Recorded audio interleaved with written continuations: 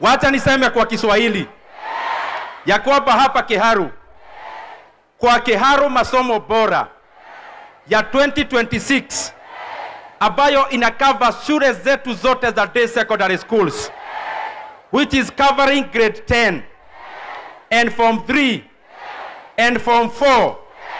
The school fees in Kiharu in the year 2026 in our day secondary schools per term, it will be 500 shillings.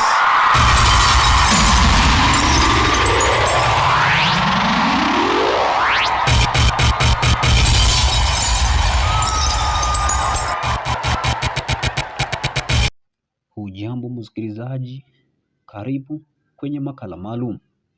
Ndindi Nyoro ni mwanasiasa kijana na mwenye ushawishi mkubwa nchini Kenya, anayewakilisha eneo bunge la Kiharu katika kaunti ya Murang'a.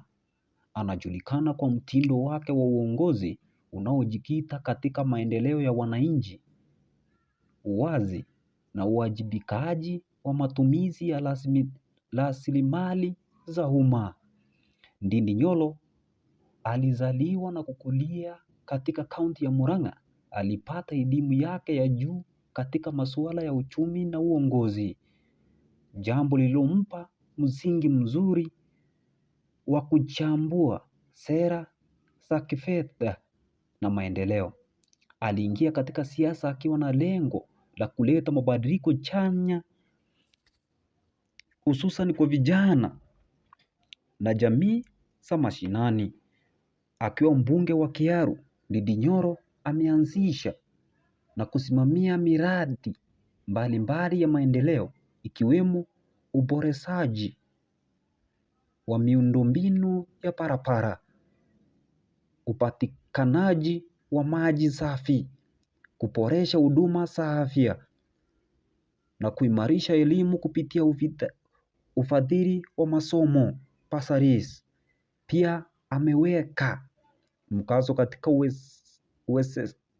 uwezeshaji wa vijana na wanawake kupitia miradi ya kiuchumi na mafunzo ya ujasiriamali.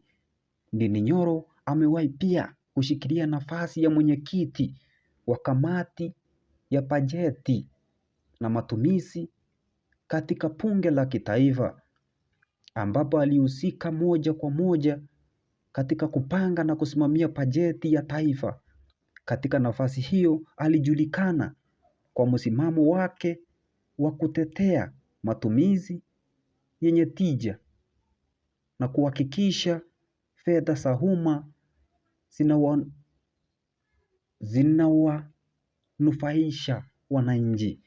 Kwa ujumla, Ndindi Nyoro anaonekana kama kiongozi mwenye maono, anayesisitiza siasa za maendeleo badala ya siasa za maneno, na ambaye analenga kujenga uchumi imara unaowapa wananchi fursa na matumaini ya maisha bora. Kama ungependa, ninaweza pia